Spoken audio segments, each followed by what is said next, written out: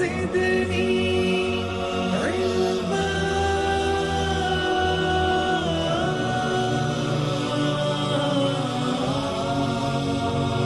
رب زدني علما.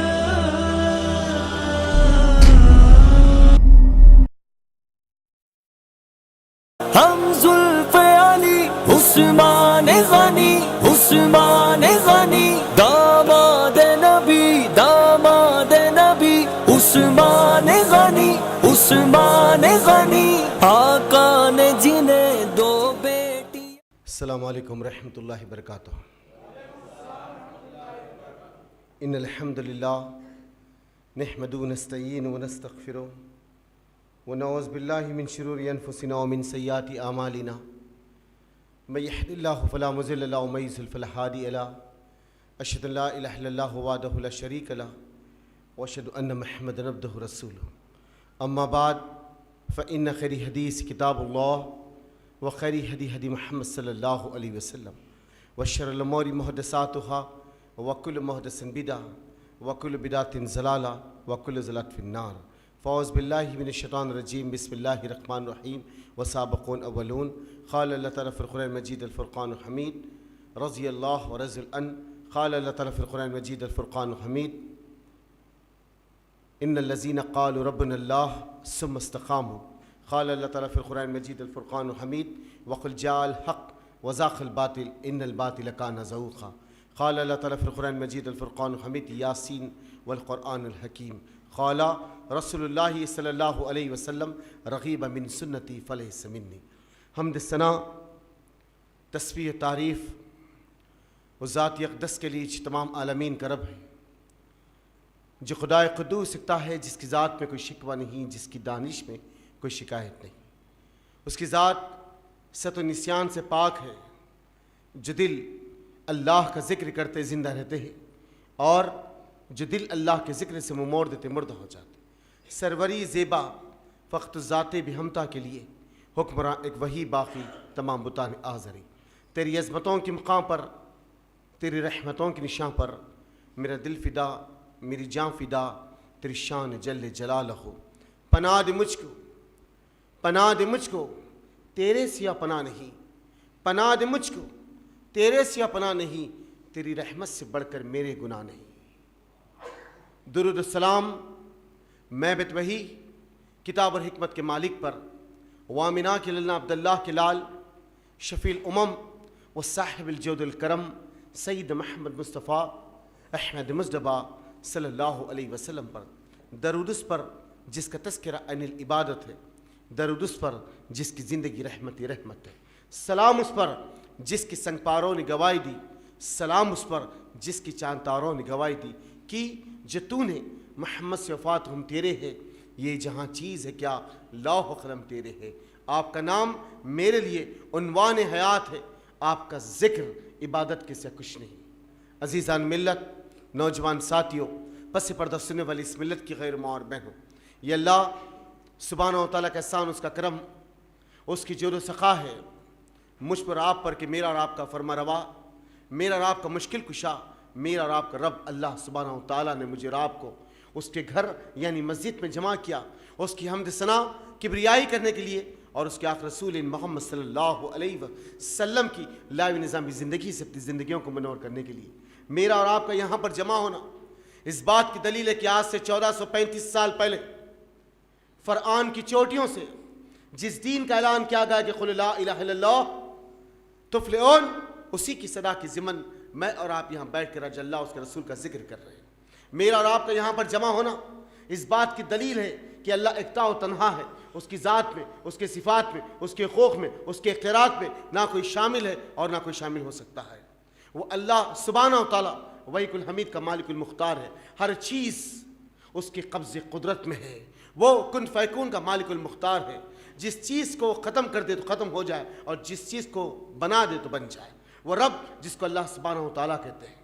ہر چیز کی عبادت اسی کی ذات کے لیے زیبا ہے، ہر قسم کی نظر و نیاز اسی کی ذات کے لیے زیبا ہے. وہی رب ہے جسے اونگ آتی ہے نہ نیند آتی ہے. وہی رب ہے جو زندے کو مردے کے پیٹ سے نکالتا ہے اور مردے کو زندے کے پیٹ سے نکالتا. وہی خالق جلملاتی ہوئی چاندنی کے کھیت کو اس زمین کی سطح پر بچھا دیتا ہے اور چلچلاتے دھوپ اور اس کے انگار کو زمین پہ برسا دیتا ہے. وہی رب ہے ان ٹھنڈی ہواؤں کو انسان کی پاوزاری کے لیے چلا دیتا ہے. وہی رب ہے جو سمندر کے ٹھیٹوں کو مارتا ہوا اس کی حمد ثنا کی کبریائی کو بیان کرتا ہے. وہی خالق ہے جو سمندر کے سینوں کو چیرتے ہوئے کشتیوں کو چلا دیتا ہے. وہی رب ہے جو رات کے اندھیرے کو چیر کر صبح کے سورج کو نکال دیتا ہے. وہی خالق جس کا نام اللہ رب العزت ہے. ہر چیز اس کی محتاج ہے, وہ کسی کا محتاج نہیں, وہ کسی کا محتاج نہیں. میں اور آپ اس بات کی گواہی کے لیے جمع ہے کہ محمد رسول اللہ صلی اللہ علیہ وسلم اللہ کے بندے اور اس کے آخر رسول ہے. آپ پر اللہ نے کتاب کو ختم کر دیا, شریعت کو ختم کر دیا, امت کو ختم کر دیا, نبوت کو ختم کر دیا. اب آپ کے بعد نئی شریعت, نئی کتاب, نئی نبوت اور نئی امت آنے والی نہیں. قیامت تک جو بھی ہوگا وہ آپ کا لائحہ دین ہے, وہ آپ کا لائحہ دین ہے. اس لیے اللہ بارہا کہا, کہہ دیجئے یا محمد صلی اللہ علیہ وسلم, اس زمین پہ تمہارے دلیل اگر برہان, حجت اور کسوٹی کوئی ذات ہے تو ذات ہے آپ کی, جس کا نام ہے محمد رسول اللہ صلی اللہ علیہ وسلم, جس کے آنے سے اللہ کی وحدانیت کا پتہ چلا, جس کے آنے سے انسانیت کو سکونیت کا راستہ ملا, جس کے آنے سے اندھیرے میں بھٹکتی ہوئی انسانیت کو روشنی کی کرن نمودار ہوئی, جس کے آنے سے زمین پر رحمتوں کی برسات ہونے لگی, جس کے آنے سے اللہ انسانیت کو انسان کا درد سکھا دیا. وہ شخص جو محسن انسانیت ہے, وہ شخص جس نے بیٹی کے سلیقے کو بتا دیا, بیوی کے آداب کو بتا دیا, ماں کی عزت و احترام بتا دیا, وہ شخص جس نے پڑوسی حقوق کیا سمجھا دی, وہ شخص جس کی اللہ کی وحدانیت اور اس کی عظمت کو بتا دیا. وہی شخص جس کے آنے سے یہ زمین جو بوجھل تھی آج اپنے وجود پر قائم ہے, اور جس دن سے اس کے نام لینے والے, اس کے طریقے پہ چلنے والے ختم ہو جائیں گے, یہ زمین کی ویلیو اور عزت اللہ ختم کر دے گا. یہ زمین اپنے آپ پہ پھر وہ الفاظ کیا اٹھے گی, اذا زلزلت الارض زلزالہا, جو چیز اس کے درمیان وہ نکال کے پھینک دے گی. اس لیے اس زمین پہ اب اس کی اطاعت کرنے والے کوئی باقی نہیں رہے. میرے عزیز اور دوست ساتھیو, جب تک اس زمین پہ اللہ اس کے رسول کا چرچا باقی رہے گا, یہ زمین کی عظمت باقی رہے گی. جس دن اس زمین سے اللہ اس کے رسول کی عظمت ختم ہو جائے گی, اس دن یہ زمین کا آخری دن ہوگا, آخری دن ہوگا. عزیز اور دوست ساتھی, 1,24,000 انبیاء رسول کا جم گھٹا, ہر خطے اور ہر علاقے کے لیے اللہ نے اپنے پیغمبروں کو, اپنے میسنجروں کو, اپنے ڈرانے والوں کو بھیجا, اور ہر ایک آدم سے لے کے حضرت عیسیٰ تک ہر ایک نبی کے ساتھ اللہ کچھ نہ کچھ ان کے حوارین دیا.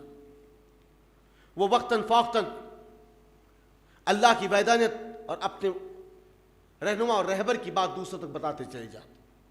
جب آخری نبی محمد صلی اللہ علیہ وسلم آئے, مکہ کی وادی میں اللہ سبحانہ تعالیٰ نے آپ کے لیے چند جانثاروں کو دیا, جس کا تذکرہ, جس کی گفتگو اللہ سبحانہ تعالیٰ اس کے آخری ٹیسٹمنٹس میں کر رہا ہے. جو بھی آپ کے سامنے ایک آیت تلاوت کی گئی تھی, وہی آیت ہے ریلیٹڈ عثمان بن عفان کی شہادت کی طرف سے. اللہ کافی ہے تمہارا بدلہ لینے کے لیے. ابھی خاری صاحب نے وہی آیت تلاوت کی تھی, اور بعد آتا آپ کے سامنے ایک نظم رکھی گئی تھی کہ ڈرتا کیا ہے اللہ بہت بڑا ہے. یہی سبقت تھی اور یہی عمل تھا اصحاب رسول اللہ صلی اللہ علیہ وسلم کا. جب تک زندہ رہے اور جس خطے جس علاقے میں ٹھہر گئے, وہ علاقے کو رحمتوں سے مالا مال کر دیے. یہ وہی لوگ تھے جو ہمدم رسول ہے, ہمسائے رسول ہے, جانثار رسول ہے. محمد صلی اللہ علیہ وسلم کی بات زبان سے نکلتی اور سیکنڈوں میں عمل زندگیوں میں شروع ہو جاتا, سیکنڈوں میں عمل. تڑپ اٹھتے صحابہ کہ آج کوئی نئی وحی ہمارے عمل کے لیے آئی یا نہیں. محمد صلی اللہ علیہ وسلم سے ہم کوئی سوال کرے نہ کرے, ارد گرد نبی کو گھیرے رہتے. یہ وہ جم گھٹے رسول ہے جس کے ذریعے اللہ سبحانہ تعالیٰ نے عرب کے رزار سے اس دین کو اٹھایا اور دنیا کے چپے چپے میں پھیلا دیا. وہ 1,24,000 انبیاء رسول کا جم گھٹا, اور آخری خطبہ محمد صلی اللہ علیہ وسلم کا وادی نمرہ کی چوٹی, اللہ کے رسول صلی اللہ علیہ وسلم اپنی اونٹی قصوہ پر بیٹھے، عرفات کا سجا ہوا میدان، جب فرزندان توحید 1,24,000 کے قریب ہے، 1,24,000 کے قریب اللہ کے رسول صلی اللہ علیہ وسلم نے ان کو جو بشارتیں دی وہ اس زمین پر جنت کے حقدار تھے۔ پھر اللہ سبحانہ و تعالیٰ نے ان کو جو بشارت دی، پہلی جنگ بدر کے اندر جو 313 تھے، پھر وہ جو حدیبیہ کے وقت 1400 تھے، پھر ان کے ساتھ اللہ سبحانہ و تعالیٰ وہ لوگ جو زمین پہ چل رہے، آسمانوں سے اللہ رب العزت نے ان کے لیے آرڈیننس نافذ کر دیا، اس زمین پہ چلتے جنت کے حقدار ہیں۔ وہ 10 صحابہ کرام جس کو عشر مبشرہ کہتے ہیں، ان 10 میں سے افضل و اعلیٰ ہے 4 جس کو خلفائے راشدین کہتے ہیں۔ میرے عزیز اور دوست ساتھیوں، وہ کون سا ایسا کیلیبر تھا ہوگا، وہ کون سی ایسی ذات تھی جس کے تعلق سے اللہ سبحانہ و تعالیٰ کہہ رہا ہے کہ تم زمین پہ چل رہے اور اللہ تمہارے حق میں جنت کو لکھ دیا ہے۔ یہ کون سے لوگ ہیں؟ آخر میں بھی اور آپ بھی انسان ہیں، اسی ماں کی کوکھ سے دنیا میں، جو لوگ ان کی بھی کوئی ماں تھی اسی کوکھ سے دنیا میں آئے تھے، وہی ہاتھ دو مجھے اور آپ کو بھی، اور آپ کو بھی اور ان کو بھی تھے، وہی 2 آنکھ جو مجھے اور آپ کو بھی ہے، وہی آج جو ہم پیٹ کے ٹپل کے لیے رات اور دن اپنے آپ کو مصروف کرتے، انہیں بھی وہ اسباب تھے، ان کے پاس بھی بیوی تھی، بچے تھے، سب کچھ تھا، لیکن کیا وہ ایسا ان کا مقام تھا، کیا ایسا ان کا کیلیبر تھا جس کے ذریعے اللہ سبحانہ و تعالیٰ نے ان کی عظمت کے لیے آسمان سے 6666 آیتوں میں ہر سم ان کے ذکر کو بیان کر رہا ہے۔ یہ کون ہے؟ یہ کون سی ہستیاں ہیں؟ پتہ چلتا ہے ان 10 صحابہ کرام سے خلفاء راشدین کہتے، یعنی عشر مبشرہ کہتے، ان میں سے 4 سب سے پہلے ابوبکر بن خوافہ بن تیم، دوسرے علی ابن ابو طالب، تیسرے زید بن حارثہ، یہ مردوں کی صف میں، لیکن سب سے پہلے عورتوں کی صف میں مرد سے بھی پہلے اما جان خدیجہ بنت خویلد، جنہوں نے سب کچھ اللہ کی عظمت کے لیے اٹھا دیا۔ اب جب شروع کا وقت ہے، دین بڑی آب و تاب کے ساتھ پھیل رہا، سخت حالات میں، جیسے ابوبکر صدیق ایمان لائے، مکہ کے نواح میں پھیل جاتے، جو کہ آپ کا ساتھی یا ہم سفر ملتا، اس کو رب کے پیغام کو رب کے سامنے بات رکھ دیتے۔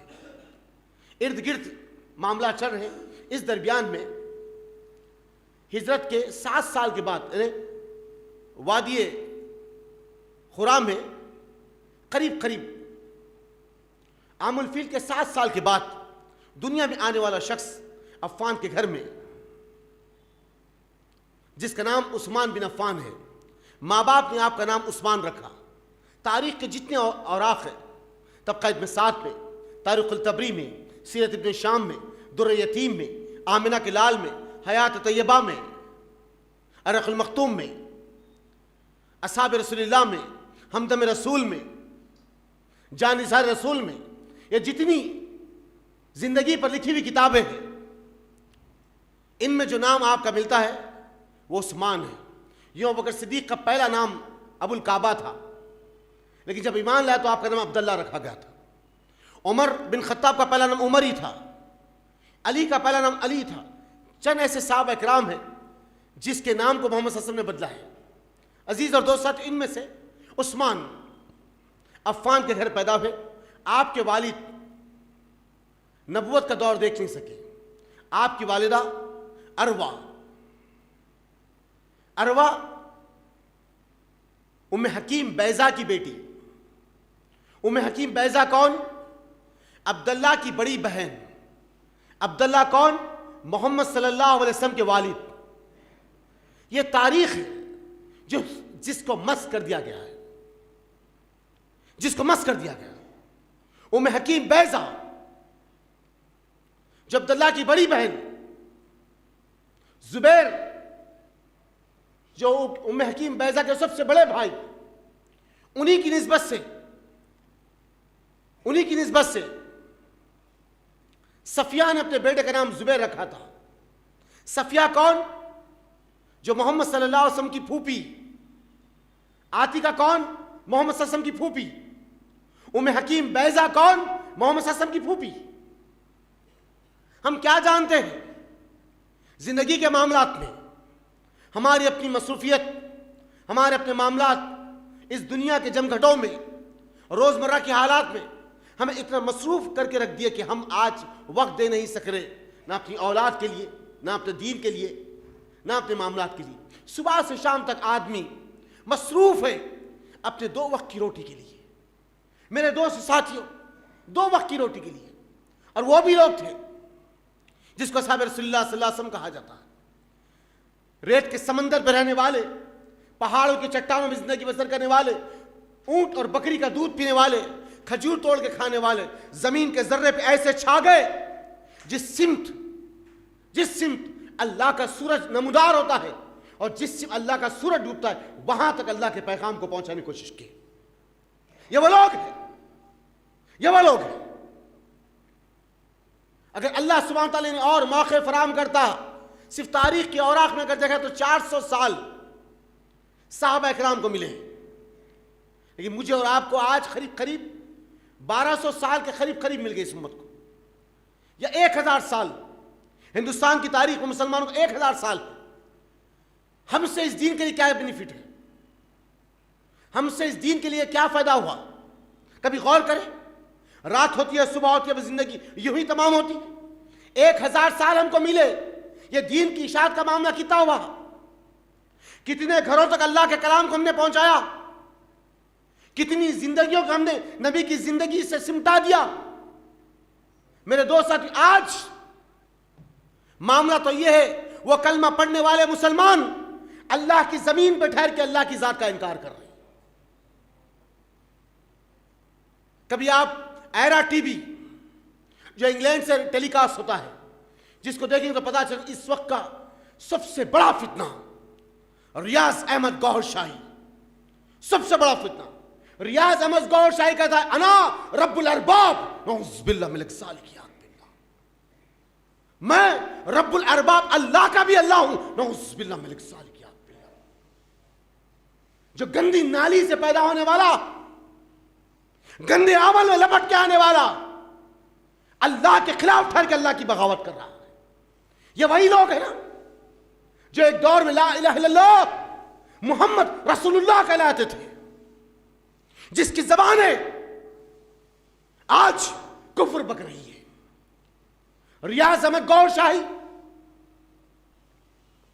اس کا اپنا شاگرد یونس گوہر شاہی، جنہوں نے اس وقت پاکستان پارلیمنٹ میں عمران خان کو سپورٹ کیا تھا، یہی وہ لوگ تھے جو انگلینڈ میں بیٹھ کر پوری دنیا کے مسلمان کو گمراہ کر رہے ہیں۔ یونس احمد گوہر شاہی لکھتا ہے، بعض آپ تک کہتا ہے، اللہ کی وحدانیت، اللہ کی الوہیت، اللہ کی توحید اور اس کی صفات کو بیان کرنا اس دور میں کفر ہے، نعوذ باللہ کفر ہے، کیونکہ گوہر شاہی خود اللہ ہے، اس کے آنے کے بعد کسی اللہ کی بیان نہیں کر سکتے، نعوذ باللہ۔ یہ لوگ آج پیدا ہوئے۔ ہم سوچیں اس دین کے لیے، اس فتنوں کے لیے ہم کیا کریں؟ بلکہ ہماری اپنی اولاد دین سے بزدل ہوتی چلے گئی۔ کوئی دہری ازم کا نعرہ دیے، کوئی کیپٹلزم کا نعرہ دیا، تو کوئی سیکولرزم کا نعرہ دیا۔ افسوس، مسلمانوں کے خاندان میں پیدا ہو کر ایک شخص جو ہندوستان کا چیف جسٹس آف انڈیا بنا، ایکٹنگ پریزیڈنٹ آف انڈیا بنا، وائس پریزیڈنٹ آف انڈیا بنا، جس کا نام ہدایت اللہ تھا، آج سے 17 سال پہلے مرنے سے پہلے وصیت کیا کہ مجھے مرنے کے بعد جلایا جائے۔ کریم چھاگلا، ارون آصف علی، یہ کون لوگ ہیں جنہوں نے وصیت کیا تھا مرنے کے بعد جلایا جاؤ، جلایا گیا؟ ہم کہاں ہیں آج؟ وہ لوگ مٹھی بھر تھے، اصحاب رسول اللہ صلی اللہ علیہ وسلم، جس کو انگلیوں پہ گنا جاتا تھا۔ آخری وقت محمد صلی اللہ علیہ وسلم حجۃ الوداع کا خطبہ 1,24,000، 1,24,000۔ میرے دوستو ساتھیوں، جس کا دم اور خم یہ تھا، جس خطے جس علاقے میں نکل گئے، اللہ کے پیغام کو پھیلا دی۔ آج بھی اور ابھی بھی زنگیانگ، جو چائنا کا سب سے بڑا پاپولیشن ایریا ہے مسلمانوں کا، زنگیانگ کس کے ذریعے سے اسلام پھیلا؟ سعد بن ابی وقاص جس کے دور کی آج بھی مزید موجود ہے،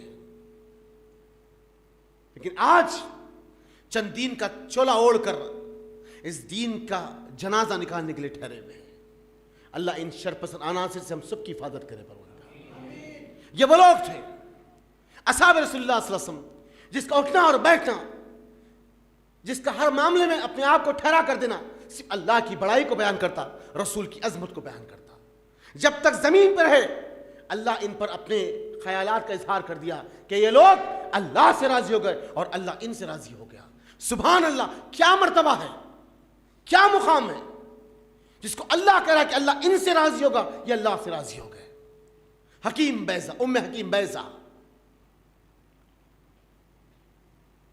آپ کی بیٹی اروہ اور آپ کے شوہر عفان، آپ کے درمیان میں اللہ سبحانہ تعالیٰ نے ایک نیک و صالح بچہ عطا کیا جس کا نام عثمان بن عفان ہے۔ مکہ کے نواح میں ہے، شروع وقت ہے اسلام کا، شروع وقت ہے۔ جب کبھی آپ محمد صلی اللہ علیہ وسلم کے تعلق سے سنتے تو آپ یہ کہتے ہیں بے شک کچھ حق ہو سکتا ہے، لیکن جب کبھی ابوبکر صدیق سے ملاقات ہوتی، یہ وہی ابوبکر صدیق ہے جنہوں نے نبی کی بات کو ایکسپٹ کر کر خاموش نہ بیٹھے۔ سبحان اللہ، دین کا جو سب سے بڑا مشن اللہ نے جس کے ذریعے سے لیا وہ ابوبکر صدیق کی ذات ہے۔ خاموش ہے، بلکہ اشیاء مبشرہ میں سے سابق اولون میں سے جو لوگ پہلے آئے، یہ ابوبکر صدیق کی طاعت اور تبلیغ کا ہی نتیجہ ہے۔ طلحہ بن عبیداللہ، زبیر بن عوام، سعید بن زید، عبد الرحمن بن عوف، ابو عبیدہ بن جرہ، عمر بن خطاب، عثمان بن عفان، یہ وہی لوگ ہیں جو ابوبکر صدیق کی دعوت پر اسلام قبول کرے۔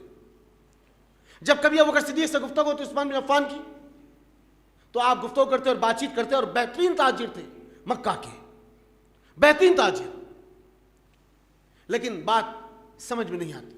وقتاً فوقتاً کبھی آپ اپنی خالہ کے گھر جاتے، سودا بنت زماں کے پاس، بات چیت کرتے، گفتگو کرتے، تو آپ کی خالہ کہتی میرے بچے محمد صلی اللہ علیہ وسلم کی زندگی کو میں دیکھ رہی ہوں اور جان رہی ہوں کہ ان سے بہتر کوئی اور شخص اس زمین پہ نہیں، دیکھو جو وہ کہتے ہو حق اور سچ ہے۔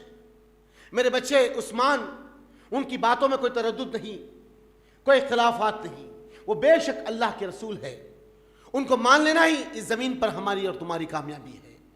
اگر آخرت چاہتے ہیں، اس موت کے بعد کوئی اگر زندگی سکون کی چاہتے ہیں تو یہ آخری نبی محمد صلی اللہ علیہ وسلم۔ اپنی خالہ کی بات کو سنتے، کون؟ سودا بنت زماں۔ کون سودا؟ محمد صلی اللہ علیہ وسلم کی دوسری ازواج میں سے، پہلی اما جان خدیجہ بنت خولید، دوسری سودا بنت زماں، تیسری اما جان حضرت عائشہ صدیقہ، چوتھی حضرت حفصہ رضی اللہ تعالیٰ عنہ۔ کل ملا کے 11 ازواج محمد صلی اللہ علیہ وسلم کی زندگی، بڑے قبیلوں سے اور 4 غلاموں کی سخت میں سے، کل ملا کے 15 ازواج نبی کریم صلی اللہ علیہ وسلم کی زندگی میں، 4 بیٹے، 3 بیٹے، 4 بیٹیاں۔ بڑے بیٹے کا نام قاسم، دوسرے کا نام عبداللہ، تیسرے کا نام ابراہیم، بڑی بیٹی کا نام زینب، رقیہ، کلثوم، فاطمہ۔ 3 داماد محمد صلی اللہ علیہ وسلم کی، ابو العاص بن ربیع، عثمان بن عفان، علی ابن ابو طالب۔ الغرض اللہ سبحانہ وتعالیٰ یہی کہتا ہے ما کان محمد بن بعد من رجالکم ولکن رسول اللہ وخاتم النبیین، محمد صلی اللہ علیہ وسلم تم مردوں میں سے کسی کے باپ نہیں، کہ تینوں بیٹے آپ کے بچپن میں فوت فرما گئے، قاسم، عبداللہ، ابراہیم، تینوں بچے۔ اب یہاں عثمان بن عفان، جیسے خالہ کی بات کو سنے، ابو بکر صدیق سے گفتگو کی، کہا ابو بکر صدیق یہی وقت ہے عثمان، یہی وقت ہے، چلو میرے ساتھ۔ لیکن عثمان بن عفان کو ہے اللہ کے رسول کے سامنے ٹھہرا کر دیے۔ اللہ کے رسول نے کیا عثمان وہ دن نہیں آیا کہ ابھی اسلام قبول کرے؟ تو آپ نے کہا اللہ کے رسول تو دستے ہاتھ آگے بڑھائیے، آپ نے ہاتھ بڑھایا، اس وقت آپ ایمان لائیے۔ جیسے ایمان لائے شروع کا وقت، سابقون اولون، یہ وہ لوگ ہیں جو شروع ایمان لانے والے۔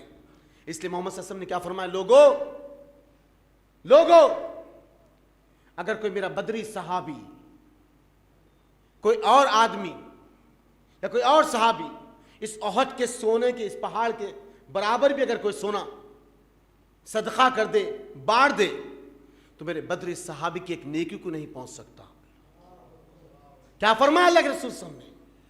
احد کے پہاڑ کے برابر اگر کوئی سونا صدقہ بھی کر دے، جو 6 کلومیٹر کا پہاڑ ہے احد کا، 6 کلومیٹر کا، کیا فرمایا؟ اس احد کے پہاڑ کے برابر بھی کوئی صدقہ کر دے، میرے بدر صحابی کی ایک نیکی کو نہیں پہنچ سکتا۔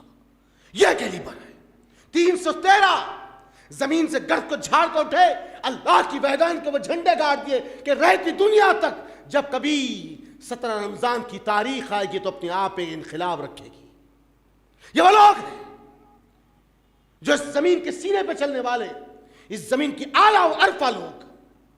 ایسا گروہ شاید کہ قیامت تک کسی اور کو مل سکے.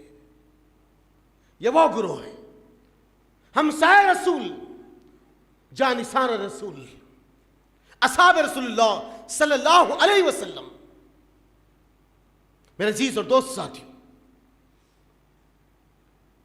اب جب ایمان لائے, آپ کے چچا, آپ کے تایا رسی سے باندھ دیتے, 12 جھڑکیاں دیتے, گچوٹے مارتے, بال کھینچتے, 12 عثمان بن کو جو کچھ تکلیفیں دینا ہوتا وہ دیتے. لیکن آہستہ آہستہ جب آپ ثابت قدم ہوتے چلے گئے, یہ سختیاں بھی آپ پہ سے کم ہوتی چلے گئی. اس درمیان میں جب عثمان بن عفان نے اس تکلیفوں کے بوجھ سے باہر آئے تو محمد صلی اللہ علیہ وسلم نے سب سے پہلے اپنی بیٹی حضرت رقیہ کو آپ کے نکاح میں دیا. محمد صلی اللہ علیہ وسلم اپنی بیٹی رقیہ کو آپ کے نکاح میں دیا, کیونکہ یہ وہ معاملات تھے. 2 ابو جہل کے بیٹوں کے ساتھ رقیہ اور کلثوم کا نکاح تھا. اس وقت ابو جہل آئے, کہا اتباع و شیبہ محمد کے منہ پہ تھوک دو, نعوذ باللہ من ذالک. یہ الفاظ تھے. اور اس نے بھری محفل میں بچوں کے نکاح کو چھوڑ کر اٹھ گیا. اس وقت محمد صلی اللہ علیہ وسلم نے کہا, اللہ تیرے کتوں میں سے کتبہ اتباع و شیبہ پر چھوڑ دینا. یہ بددعا تھی محمد صلی اللہ علیہ وسلم کی جو لگی تھی. یہ ٹاپک کچھ اور چلے جائے گی. بہرحال اس درمیان میں نبی کریم صلی اللہ علیہ وسلم تھوڑے سے رنجیدہ ماحول میں آ گئے.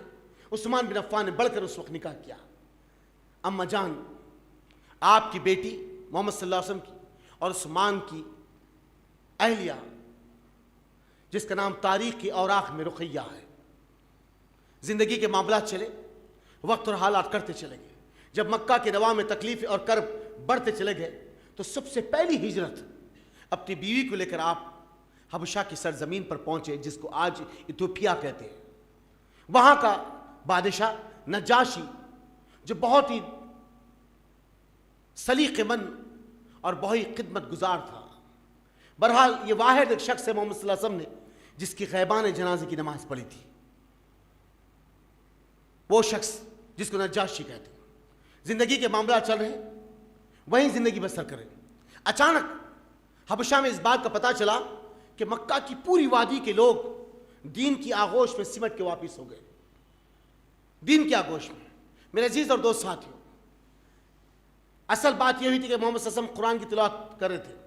اس وقت ایک سجدے کی آیت آئی. اللہ کے رسول نے جیسے سجدے میں گئے, تمام مکے میں جتنے بیٹھے ہوئے لوگ تھے سب کے سب سجدے میں چلے. تو اس بات کی غلط فہمی پھیل گئی کہ پورے لوگ ایمان لا لیے. تو لوگ حبشہ سے نکل کر پھر واپس پلٹ کے مکہ آئے. جب مکہ واپس آئے تو پتہ چلا کہ یہاں کی معاملہ کچھ اور ہے. تو کوئی نہ کوئی کسی کی پناہ لے کر اس کے بعد چلے گئے. عثمان بھی زندگی یوں بسر گئے. وقت اور حالات کرتا چلے گا. عثمان بن عفان نے پہلی ہجرت کے بعد دوسری ہجرت کی مدینہ کے سمت. اساقہ بن سامت کے مکان میں آپ مہمان بن کے ٹھہر گئے, کیونکہ یہ بھی تاجر تھے اور یہ بھی تاجر تھے. وقت اور حالات کٹا. محمد صلی اللہ علیہ وسلم اپنے ساتھی ابوبکر صدیق کے ساتھ ہجرت کر کے جب مدینہ آئے تو اس وقت آپ نے کہا کہ زمین کس کی ہے. سہل و سہیل کی زمین کو خرید کر مزید تعمیر کی گئی تھی. چند دنوں کے بعد صحابہ ایک کے بعد ایک جوق در جوق مکہ چھوڑ کر مدینہ جب آنے لگے تو وہ مسجد نبوی تنگ دامنی کا اظہار کرنے لگے. صحابہ کرام نے کہا کہ اللہ کے رسول اس کو وسیع کیا جائے. تو آپ نے کہا کہ پڑوس کا ایک مکان ہے اوپن پلیٹ, اس کو لے کر اس مسجد کو اس میں ضم کر دیا جائے گا. کون ہے جو اس زمین کے حصے کو خریدنے کے لیے, اس مسجد کے لیے اور اللہ کے اس دین کی عظمت کے لیے تعاون کر سکے. اس بھری محفل میں محمد صلی اللہ علیہ وسلم کے داماد عثمان بن عفان اٹھے. کہا اللہ کے رسول صلی اللہ علیہ وسلم میں ہوں اس زمین کو خریدنا چاہوں. اس وقت عثمان بن عفان نے 10,000 دینار دے کر اس مسجد کی زمین کو خریدا. 10,000 دینار دے کر. آج بھی کبھی آپ مسجد نبوی جائے, اللہ بارہا آپ کو لے جائے, جو ایک اولڈ سسٹم کی جو بنی ہوئی مسجد ہے, اس کو سائڈوں سے اور بیچ پہ کئی تم لگے ہوئے ہیں, وہ جو پرانا حصہ ہے یہ پرانا حصہ ہے جو محمد صلی اللہ علیہ وسلم کے دور میں تعمیر کیا گیا تھا. بعد میں جو نیو کنسٹرکشن ہوا جب بڑا, یا اور اس کے بعد اور جو بڑا, وہ اور اپنے وقت کے خلیفہ دوسرے اور لوگ آتے گئے اس کو بڑھاتے گئے. لیکن محمد صلی اللہ علیہ وسلم کے دور میں جو مسجد تھی وہ مسجد ابھی بھی ہے. عثمان بن عفان یا پھر دوسرے اور صحابہ کے دور میں جو بڑی جتنی جو اب پرانی ہے وہ پرانی مسجد 4 خلفاء راشدین کے بعد کا حصے بنی تھی, ان کے درمیان میں بنی تھی. وہ جو حصہ تھا اللہ کے رسول صلی اللہ علیہ وسلم کے حجرے سے آپ کے ممبر تک, جس کو ریاض الجنہ کہتے ہیں, اس کے لیے محمد صلی اللہ علیہ وسلم نے کہا میرے حجرے سے میرے ممبر تک یہ ریاض الجنہ ہے, جس سے جنت پہ نماز پڑھنے کا شوق ہو وہ یہاں نماز پڑھے تو جنت پہ نماز پڑھنے کے برابر ہے. ریاض الجنہ. آج بھی کبھی آپ 100 دروازے مسجد نبوی کے, 100 دروازے مسجد حرم کے, کبھی آپ باب سلام سے داخل ہوں گے تو باب بقیع کی طرف نکلتے ہیں, باب ابوبکر سے آئیں گے تو باب جو ہے جبریل کی طرف نکلیں گے, باب ہجر سے آئیں گے تو باب جو ہے نساء کی طرف نکلیں گے. یہ ایک بار اس کے روٹس ہیں. تو جب آپ باب سلام سے داخل ہو کے اندر آئیں گے تو پہلا ممبر ترکی گورنمنٹ کا ہے, دوسرا ممبر جو محمد صلی اللہ علیہ وسلم کے دور میں بنا تھا. اب جو نیا ممبر ہے عثمان بن عفان کے دور کا ہے. میرے عزیز اور دوست ساتھی, یہ بھی ایک تاریخ ہے مسجد کی. جو پرانا ممبر ہے جہاں پہ آج بھی وہ ستون موجود ہے جس کو ستون حنانہ کہتے ہیں. ستون حنانہ کون سا ستون؟ جب نبی کریم صلی اللہ علیہ وسلم کے درمیان ممبر نہیں بنا تھا. یاد رکھو, لکڑی کا ممبر سنت رسول ہے. لکڑی کا ممبر, جب لکڑی کا ممبر نہیں بنا تھا تو اللہ کے رسول صلی اللہ علیہ وسلم ایک کھجور کا تنا تھا ممبر کے قریب, کھجور کا تنا تھا, تو اللہ کے رسول صلی اللہ علیہ وسلم اس کھجور کے تنے کو کھانا لگا کر خطبہ دیا کرتے تھے. جب ایک صحابی نے آپ کے لیے 3 زین کا ممبر بنا دیا لکڑی کا, جب لا کے رکھ دیے تو محمد صلی اللہ علیہ وسلم اس پر کھڑے کے تقریر کرنا شروع کیا, بیان کرنا شروع کیا, آیات بیان کرنا شروع کرے تو اس تنے سے جو کھجور کا تنا تھا اس سے رونے کی آواز آئی. صحابہ کرام پریشان ہو گئے. محمد صلی اللہ علیہ وسلم نے اس کے سر پر ہاتھ رکھا اور کہا کہ زمین کو نیچے سے کاٹ دو اور اسے ممبر کے قریب دفن کر دو. یہ ستون حنانہ ہے, یہ وہی ستون حنانہ ہے. معجزہ ہے محمد صلی اللہ علیہ وسلم کا جس کے کھانا نہیں لگانے سے رونے کی آواز آئی تھی. بہرحال وہ ستون حنانہ کے قریب. اور ریاض الجنہ کے بیچ میں ایک پلر ہے جس کو ستون توبہ کہتے ہیں, جہاں نبی کریم صلی اللہ علیہ وسلم ہر سال اسی ستون کے پاس اعتکاف بیٹھتے تھے. ستون توبہ وہی ستون توبہ ہے جو ابو لبابہ نے اپنے آپ کو باندھ لیا تھا, جب تک اللہ میری توبہ کو قبول نہیں کرتا میں استم سے نہیں ہٹوں گا. نماز کے لیے, استنجا کے لیے آپ کے بیوی آپ کے بچے کھول دیتے, اس کے بعد آپ کو باندھ دیتے. کل ملا کے 15 دن تک ابو لبابہ بنے رہے. اللہ آسمان سے سورہ توبہ کو نازل کیا. وہ ستون جس کو آج دنیا ستون توبہ کے نام سے یاد کرتی, وہی ستون جہاں نبی کریم صلی اللہ علیہ وسلم اعتکاف بیٹھتے تھے. یہ جتنی بات ہے ان صحابہ کی عظمت کے تعلق سے. اللہ اکبر. عزیز اور دوست ساتھی, غور کر کے دیکھو, یہ مسجد کی زمین 10,000 دینار تک عثمان بن عفان نے خریدی, مسجد میں ملا دیا گیا. اب اس کے بعد مدینے کے درمیان میں دور دور تک کوئی پانی کا کنواں نہیں, دور دور تک. ہر ایک صحابی جس کے درمیان جو کچھ ہوتا وہ لا کے دے دیتے. لیکن ایک کنواں تھا جس کو بیر روما کا کنواں کہتے ہیں, یہ یہودی کا تھا. عثمان بن عفان نے کہا کہ میں آدھا کنواں تجھ سے خریدنا چاہتا ہوں. تو اس نے کہا عثمان میں آدھا تم کو بیچ دوں گا اور آدھا میں رکھ لوں گا, لیکن آدھا کنواں آپ خریدے. اب ایک دن تو دونوں پانی نہیں بھر سکتے, ایک دن عثمان بھرنا اور ایک دن وہ یہودی بھرے گا. بات طے ہو گئی. عثمان بن عفان آدھا کنواں خرید لی, اور جس دن عثمان بن عفان کی باری آتی آپ پورے مدینے کے مسلمانوں کہتے کہ پانی بھر لو. اتنا پانی بھر لیتے کہ کل اور پرسوں آپ کے لیے چل سکے. جب دوسرے دن بیر روما کے پانی کے لیے یہودی آتے تو انہیں زمین صاف ملتی. تو اس نے کہا یہ پانی کا کنواں میرے لیے کوئی فائدہ مند نہیں, عثمان میں یہ چاہتا ہوں کہ پورا کا پورا کنواں تمہیں ہی فروخت کر دوں. عثمان بن عفان نے اس کنویں کو پورا خرید لی, اور اس وقت عثمان خرید کے یہ کنواں مسلمانوں کے حوالے کر دیا. یہ کنواں مسلمانوں کے حوالے کر دیا. میرے دوست ساتھیوں, مدینہ کے نواح میں آج بھی وہ کنواں, وہ باغ موجود ہے جس کو بیر عثمان کہتے ہیں. میں اپنی آنکھوں سے بیر عثمان کو دیکھایا ہوں, جس کو بیر عثمان کا کنواں کہتے ہیں, جو پہلے بیر روما کا نام سے تھا. بہرحال اسے رکھ دیا گیا, مسلمانوں کے حوالے کر دیا. جب بدر کی باری آئی تو آپ کی بیوی حضرت محمد صلی اللہ علیہ وسلم کی بیٹی اور عثمان بن عفان کی بیوی شدید بیمار تھی، حضرت رقیہ. یہاں محمد صلی اللہ علیہ وسلم نے کہا کہ عثمان، تمہارے گھر کی والی کی جو مزاج ہے بہت زیادہ خراب ہے، اگر تم اس معرکے میں آؤ گے یہ جو خدمت کا جو موقع ہے پھر فراہم نہیں ہو سکے گا. یاد رکھو عثمان، اپنے گھر والوں کی خدمت کرنا بدر میں آنے کے برابر ہوگا. محمد صلی اللہ علیہ وسلم نے انسانی حقوق کا کہاں تک مزاج اور کہاں تک آپ نے خیال رکھا ہے. ایک ایسی جنگ عظیم جہاں پہ خون کا خطرہ گرنے سے پہلے اس کا نام جنت میں لکھ دیا جاتا ہے، وہ انسان کی خدمت کے لیے اس خطرے کو بھی اللہ تعالیٰ نے درگزر کرا دیا. اتنی اہمیت ہے انسانوں کی اسلام کے اندر، یہ مقام ہے اسلام کے اندر انسانوں کا. اور یہ ازواج زندگی کے آداب بتا دیے محمد صلی اللہ علیہ وسلم کہ بیوی کو کر کے لا لیے، رات و دن لگڑا دیے، غلاموں اور نوکروں اور جانوروں کی طرح کام لے لیے. نہیں، محمد صلی اللہ علیہ وسلم نے آداب بتا دیے کہ حقوق ازواج کیا ہے، حقوق کیا ہے. میرے دوست ساتھی، آج کئی ایسے لوگ ہیں جو ماں باپ کی بیماری کی خبر سن کے بھی باہر سے نہیں آتے. کئی ایسے بدنصیب ہیں جو ماں باپ کو زمین میں سپرد کرنے کے بعد اپنی لینڈنگ کرتے ہیں زمین پر. کئی ایسے بدنصیب ہیں جو ماں باپ مرنے کے 6 اور 7 سال کے بعد بھی کبھی انہیں اللہ تعالیٰ کی توفیق عطا نہیں کیا کہ کبھی ماں کی خبر یا باپ کی خبر کا ہے دیکھیں. میرے دوست ساتھیوں، میں ان آنکھوں سے ان لوگوں کو بھی دیکھا ہوں جو بارکش کی سرزمین پہ باپ کا جنازہ مسجد پہ رکھا ہوا ہے اور بیٹا شراب کی حالت میں مسجد کے باہر کھڑا ہوا ہے. عزیز اور دوست ساتھیوں، حقوق کہاں تک بتائے محمد صلی اللہ علیہ وسلم، آداب کہاں تک بتائے محمد صلی اللہ علیہ وسلم، ازواج زندگی کا کیا مقام ہے آپ بتا دیے. لیکن آج ہمارا یہ حال ہے، ہم کر کے لا لیے، چاہے تو رہے چاہے تو نہ رہے. نہیں دوست ساتھیوں، اللہ سبحانہ وتعالیٰ اس کی بھی تمہیں پوچھ رکھے گا، اس کی بھی تمہیں پوچھے گی. حال ہی میں ایک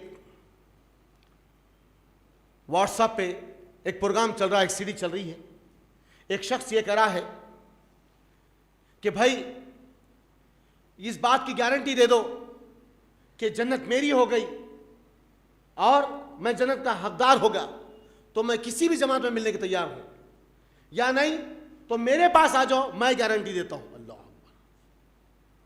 خبر پرستوں کا بول بالا ختم ہو رہا. تو یہ نئی سازشیں چل رہی ہیں، یہ نئی سازشیں. وہی احمد قادری پاش جو اس سے پہلے کہا تھا پھول پہننا نہیں پہننا، برتھ ڈے منانا یا معراج کرنا نہیں کرنا، اب وہ ایک نیا شوشہ چھوڑا ہے کہ کوئی میرے آخرت کی سلامتی گواہی لے لو تو میں تمہارے ملنے کے تیار ہوں، یا نہیں لے سکتے تو میرے پاس آ جاؤ، میں گواہی دیتا ہوں. اللہ اکبر. اندازہ کرو دوست ساتھی، یہ آخری حربہ، یہ آخری حربہ. کیونکہ اب کفر تنگ آ گیا ہے. الحمدللہ کفر تنگ آ گیا ہے. شرک اپنی پورے آب و تاب کے ساتھ ٹوٹ کر بکھر گیا ہے. توحید غالب ہوتی نظر آ رہی ہے. اب آخری بھڑکتے ہوئے جو چراغ ہے وہ نئے فرمولے اور نئے چیز پیش کرتے جا رہے لوگوں کے سامنے کہ کسی بھی ضابطے سے یہ جو رہی سے ساکھ اس کو بچا سکے. لیکن اللہ کا کرم ہے، اللہ کا کرم ہے. یہ مسجد جو آج ہم بیٹھے ہیں، یہ مسجد جو آج ہم بیٹھے، یہ تنگ دامنی کا اظہار کر رہی ہے. سبحان اللہ. ایک دن یہ مسجد کا وہ بھی تھا جہاں پہ لوگ 2 وقت کی نماز کے لیے بھی نہیں آتے تھے.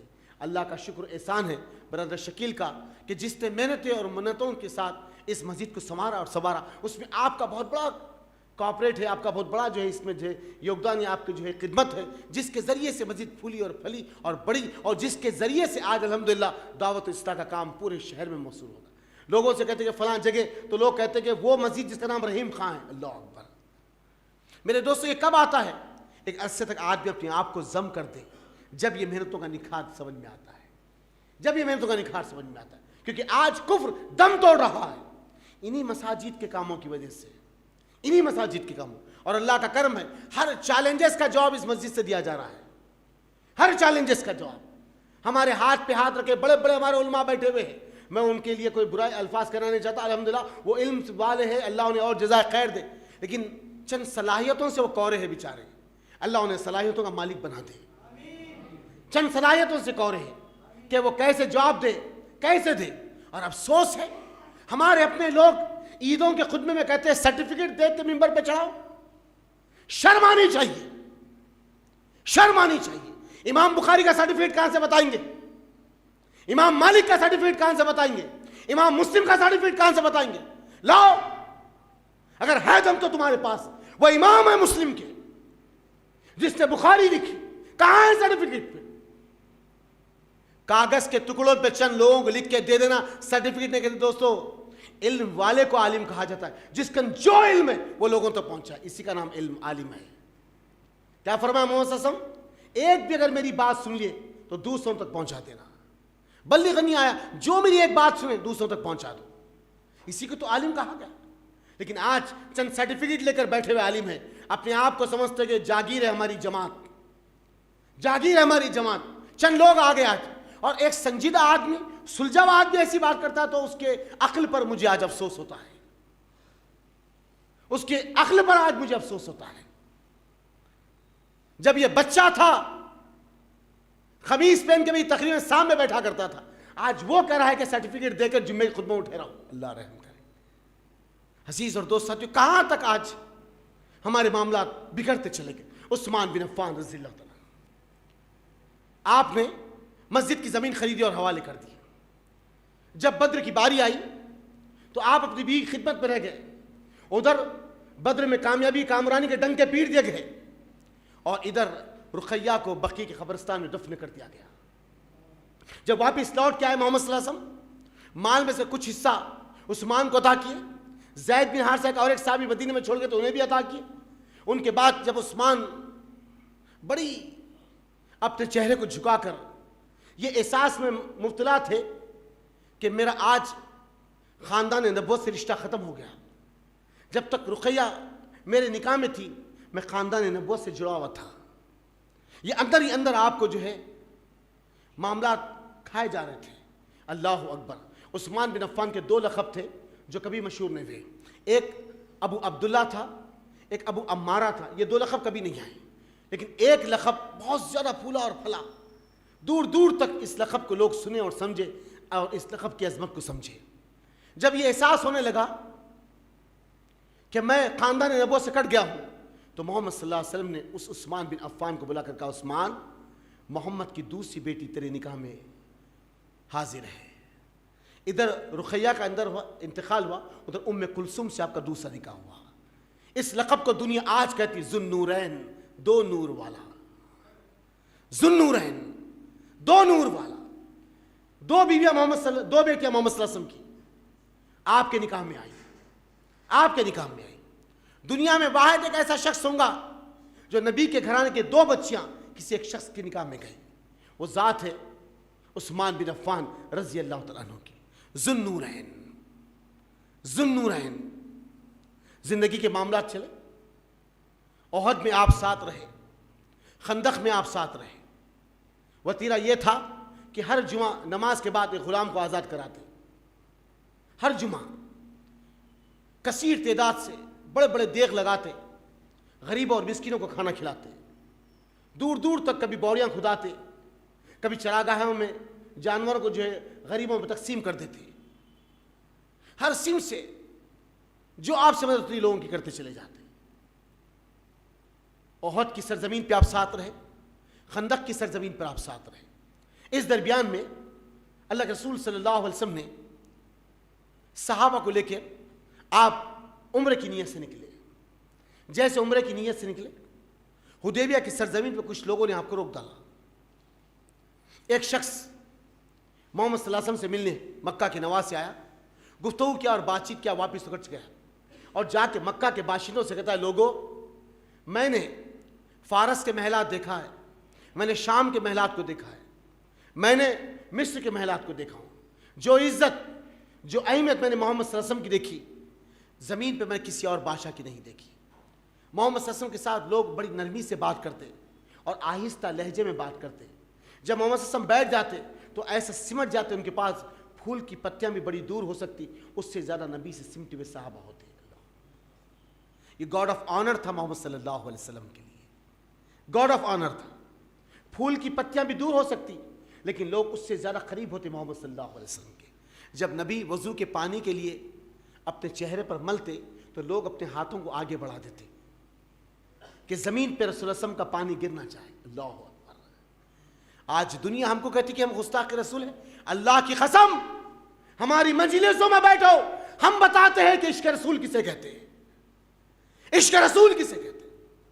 وضو کا پانی گرنے نہیں دیتے، وضو کا پانی اتنی عزت میں دنیا میں کسی شخص کی نہیں دیکھا، وہ ذات ہے محمد صلی اللہ علیہ وسلم کی۔ بہرحال یہ تمام باتیں ہوئی تو محمد صلی اللہ علیہ وسلم اپنی طرف سے ایک نمائندہ پیش کر کر آپ نے مکہ بھیجا، وہ ہے عثمان بن عفان رضی اللہ عنہ کی ذات۔ جیسے عثمان پہنچے، بات چیت ہوئی، گفتگو ہوئی، لوگوں نے کہا کہ عثمان میں جانتا ہوں کہ تم مکے کے باشندے ہو، مکہ آئے ہو، کچھ لوگ تمہارے حدیبیہ کی سرزمین پر ہیں، وہ بھی چاہتے کہ جو ہے عمرہ کرے اور جو ہے کعبے کا طواف کرے۔ عثمان، ہم محمد صلی اللہ علیہ وسلم کو تو اس بات کی اجازت نہیں دیں گے کہ وہ آ کے کعبے کا طواف کر سکے، کعبے کا طواف کر سکے، ہم اس کی اجازت نہیں دیں گے، بلکہ عثمان تم آئے ہیں، تمہیں ہم اجازت دیں کہ کعبے کا طواف کر لو، عمرہ کر لو اور یہاں سے چلے جاؤ۔ تو عثمان بن عفان نے کہا کہ نہیں، محمد صلی اللہ علیہ وسلم تنہا رہ جائے اور عثمان عمرہ کر لے، یہ بات ہو نہیں سکتی۔ آپ خلافت درون سے ملنے چلے گئے، اس درمیان میں غلط فہمی مسلمانوں تک پہنچ گئی کہ عثمان بن عفان کو قتل کر دیا گیا۔ محمد صلی اللہ علیہ وسلم اس وقت، یہ اس بات کی دلیل ہے کہ اللہ کے رسول صلی اللہ علیہ وسلم کو غیب کا علم نہیں ہوتا۔ اس وقت محمد صلی اللہ علیہ وسلم نے کہا کہ ہم عثمان کے خون کا بدلہ لیں گے۔ آپ ایک ببول کے جھاڑ کے نیچے بیٹھے، آپ نے ہاتھ اپنا آگے بڑھایا اور دوسرا ہاتھ اپنے اٹھا کر رکھا اور کہا کہ یہ ہاتھ میرا ہے اور یہ دوسرا ہاتھ عثمان کا ہے۔ اس بیعت کو بیعت رضوان کہتے ہیں۔ جیسے ہی صحابہ کرام نے اس پہ بیعت کی کہ ہم عثمان کے خون کا بدلہ لیں گے، قتل کا بدلہ لیں گے، جیسے بیعت لی، اللہ نبی کی قلب پہ آیت نازل کر دیا، یا محمد صلی اللہ علیہ وسلم، یہ جو لوگ بیٹھ کے اس جھاڑ کے نیچے آپ سے بیعت کر رہے تھے، اللہ ان سب سے راضی ہو گیا۔ عثمان بن عفان کا کیا کیلیبر ہے، کیا مقام ہے، خالی غلط اطلاع ملی تو اللہ ان کے اس عمل پہ راضی ہو گیا۔ سبحان اللہ۔ جو قتل کر دیا ان کا کیا حال ہوگا، پھر ان کا کیا حال ہوگا۔ عزیز اور دوست ساتھیو، بہرحال اب عثمان بن عفان تھوڑے دن کے یا تھوڑے لمحے کے بعد واپس ہوئے تو لوگوں نے کہا کہ عثمان تم باعزت ہو، کہا کہ ہاں۔ بہرحال یہ معاملے ہوئے۔ اس کے بعد عثمان بن عفان محمد صلی اللہ علیہ وسلم کے ساتھ زندگی کے معاملہ چلتے، جنگ تبوک کا موقع آیا، جنگ تبوک کا، تو محمد صلی اللہ علیہ وسلم نے کہا کہ عثمان، لشکر بہت زیادہ ہے، 30,000 کے قریب 2 3 4 5 6 7 8 نہیں، 30,000 کے قریب جنگ تبوک کے لیے لشکر تیار ہوا۔ ایسا بڑا لشکر ہے، ایسا بڑا لشکر۔ ان تمام لشکر کے معاملات کے لیے، طریقہ کار کے لیے اور اس کو جوڑ کے رکھنے کے لیے بہت سارے مال کی، بہت سارے جو ہے پیسے کی ضرورت ہے۔ عثمان تو آپ شام کے کاروبار کے لیے نکل رہے تھے، چٹکڑے گھوڑے لے کر اور بہترین انداز کے اونٹ کچھ لے کر آپ سرخ کے مکہ کے نواز سے فروخت کے لیے لائے تھے۔ وہ لے جا کر آپ نے کہا یہ محمد صلی اللہ علیہ وسلم، یہ میں اللہ کے لیے صدقہ کر رہا ہوں۔ 200 اونٹ اور قریب 25 کلو چاندی کے مماثل آپ نے اس وقت کچھ مال دیا۔ پھر اپنے گھر گئے، پھر پلٹ کے آئے، کہا اللہ کے رسول یہ پھر میری طرف سے صدقہ ہے۔ 5 کلو سونے کے برابر اس وقت کے قریب سکے آپ نے دینار محمد صلی اللہ علیہ وسلم کے لیے دیے اور 100 اونٹ دیے، پھر لگ بھگ آپ نے جو ہے 20 گھوڑے دیے، پھر گئے، پھر آئے، پھر صدقہ کیے، کل ملا کے 900 اونٹ اور 100 گھوڑے اکیلے عثمان بن عفان نے آپ کے لیے عطا کر دیا۔ اللہ کے رسول نے کہا اب آج کے بعد اگر عثمان صدقہ کرے نہ کرے، اللہ اس کا اس سے راضی ہو گیا ہے، اللہ اس کا اس سے راضی ہو گیا ہے۔ میرے عزیز اور دوست ساتھیو، نبی کی زبان سے نکلنے تھے جملے، صحابہ اگر چاہتے تو اپنا دل بھی کاٹ کے رکھ دیتے تھے۔ یہ ہے اطاعت رسول۔ 6 اور 7 فٹ کے جسموں پہ ہم داڑھی چھوڑنا عیب سمجھتے ہیں جی، پھر سینے کو ٹھوک کے کہتے ہیں تم پر جانی فدا اور تم پر مالی فدا۔ 6 اور 7 فٹ کے جسم پر داڑھی چھوڑنا نہیں چاہتے، کہاں ہے عشق نبی، کہاں ہے محبت؟ عزیز و دوستو غور کر کے دیکھو، یہ وہ صحابہ ہے، یہ وہ صحابہ ہے، یہ انہی کی منہون منت ہے۔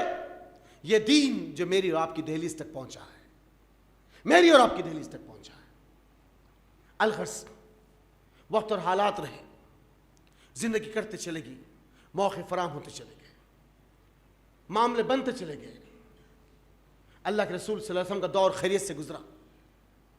عثمان بن عفان بھی ہر معرکے میں آپ کے ساتھ رہے، ہر معاملے میں آپ کے ساتھ رہے۔ جب ابو بکر صدیق کا دور آیا تو آپ مشروں کی ٹیم میں شامل تھے۔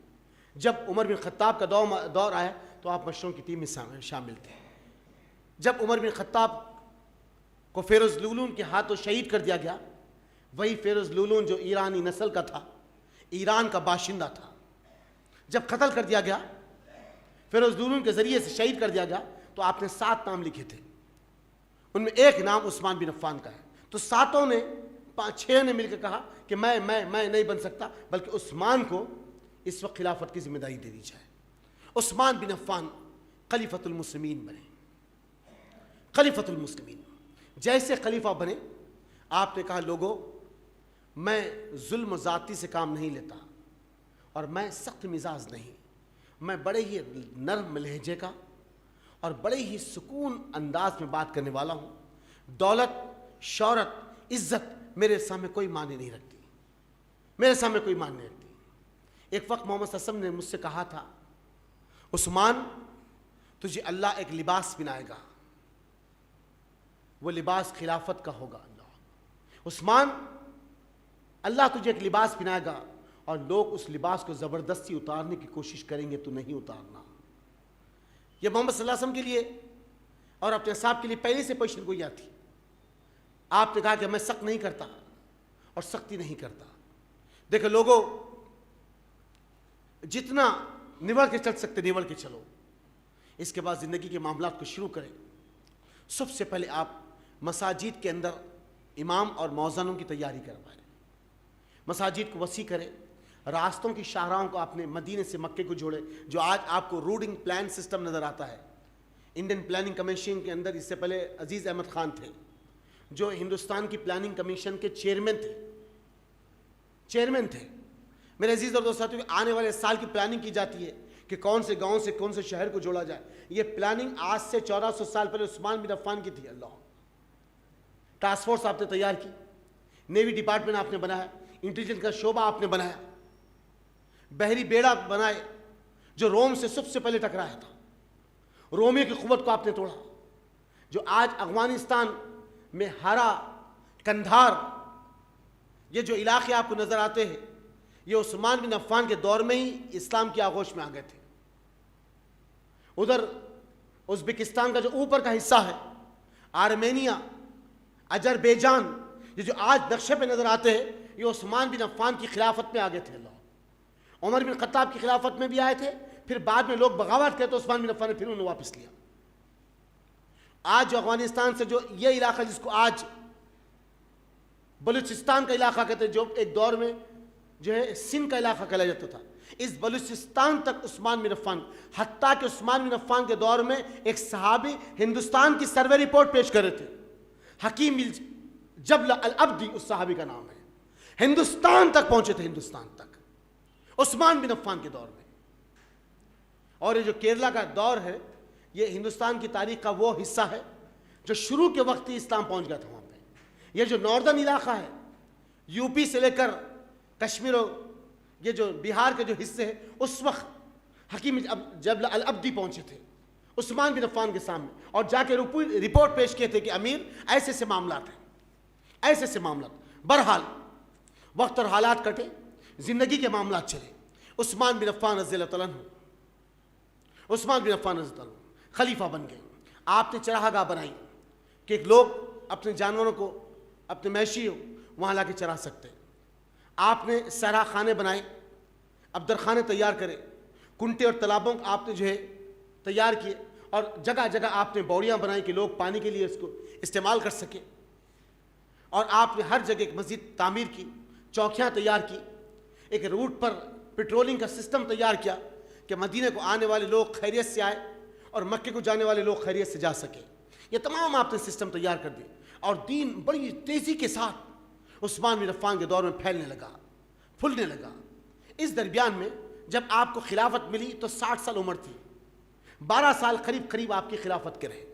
10 سال کے بعد جو 2 سال آئے بڑی مشکل اور کرب والے آئے، بڑی مشکل اور کرب والے۔ اس درمیان میں صحابہ کرام کی 10 سال تک آپ کی حکومت چلی۔ جب 10واں سال ختم ہوا، 11ویں سال میں عثمان بن عفان آئے، عجیب سا دور آپ کے خلاف شروع ہوا۔ ایک منظم سازش کے ذریعے سے عبداللہ ابن سبا، یہ پارسی نسل، یمن کا رہنے والا، یہ اٹھا، سب سے پہلے کوفہ پہنچا، اپنے ہم خیال اور ہم ذہن لوگوں کو تیار کرا، جھوٹا پروپیگنڈا۔ کس طریقے کا کہ علی خلافت کے سب سے پہلے دعوے دار تھے، یہ اچانک ابو بکر کیسے خلیفہ بن گئے، یہ اچانک عمر کیسے خلیفہ بن گئے، یہ اچانک عثمان کیسے خلیفہ بن گئے۔ نبوت کے دعوے، خلافت کے دعوے دار تو نبوت کے بعد خاندان رسول کا فرد علی ہونا تھا، جو بچپنے سے محمد صلی اللہ علیہ وسلم کے گھر میں رہے۔ یہ جو قاصد اور یہ جو ناہل، یہ بڑا ہی بدگمان قسم کا شخص آج عثمان، نعوذ باللہ، یہ الفاظ ہے عبداللہ ابن سبا کے، یہ جو بیٹھا ہوا ہے، یہ جو بیٹھا ہوا ہے، یہ اپنے پڑوسیوں کو اور اپنے خاندان کے لوگوں کو بیت المال سے مال دے رہا ہے۔ یہ ایک نمبر کا نعوذ باللہ جھوٹا آدمی ہے۔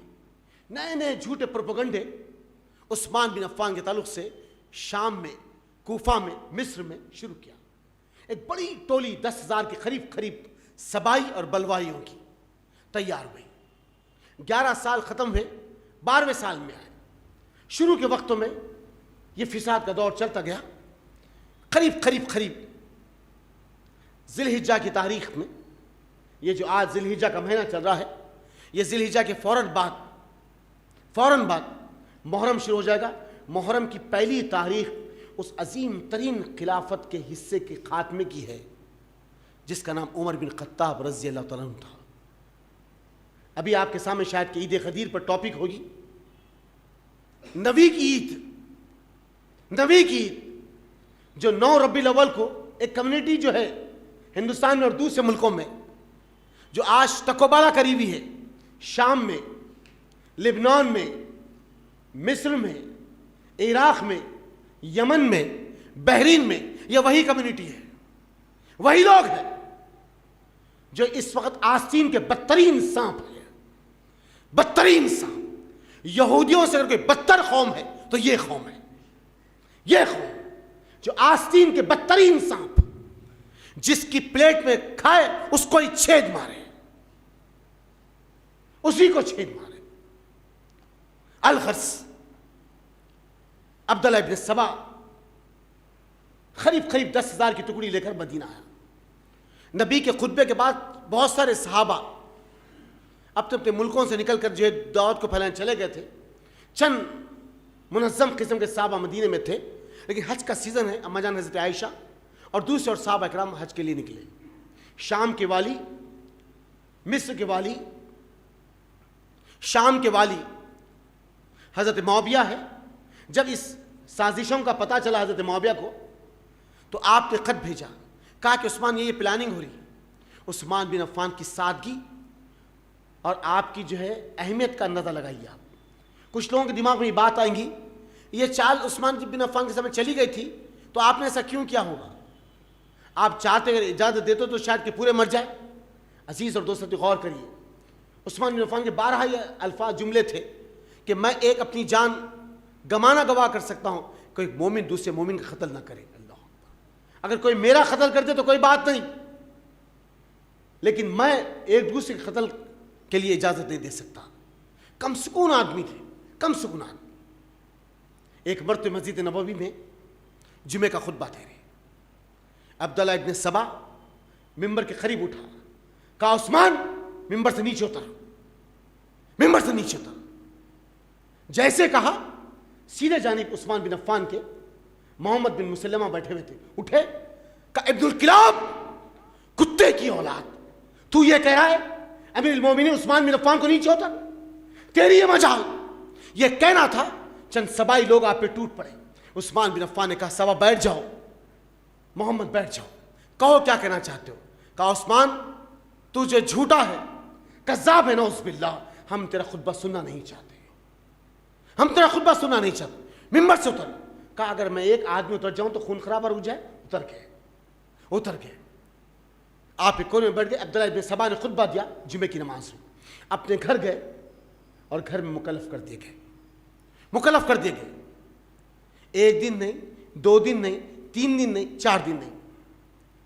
میرے دوست ساتھیو، 18 ذی الحجہ ہے، ذی القعدہ میں آپ گرفتار ہوئے، 40 دن مسلسل آپ کو آپ کے گھر میں قید میں رکھا گیا۔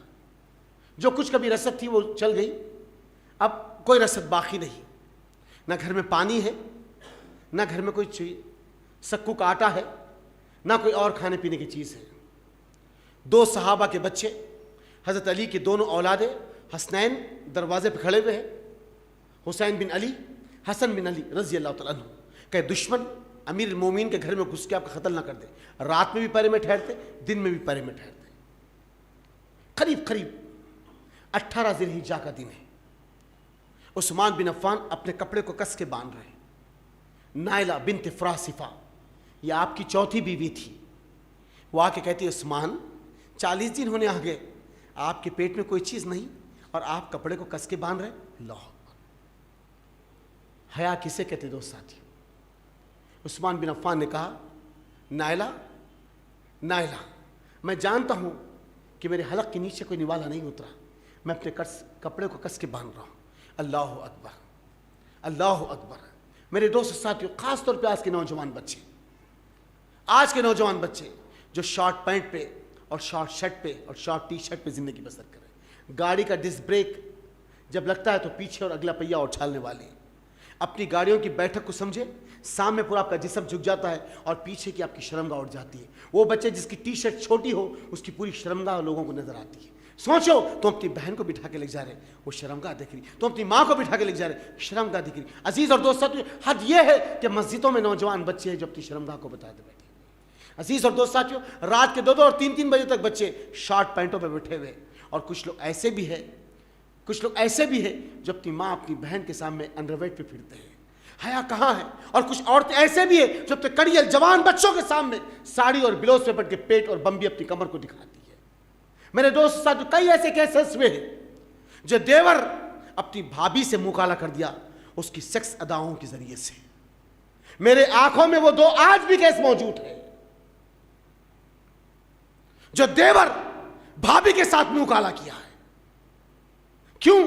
تمہاری بے حیائی نے، تمہاری بدبختی نے گناہ پر ماحل کر دیا۔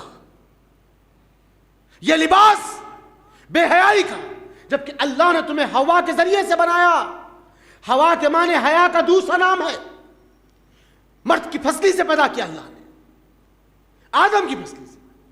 عزیز اور دوست ساتھی، جب آدم صاحب نے کہا کہ تم کون ہے، فرمایا کہ میں ہوا ہوں۔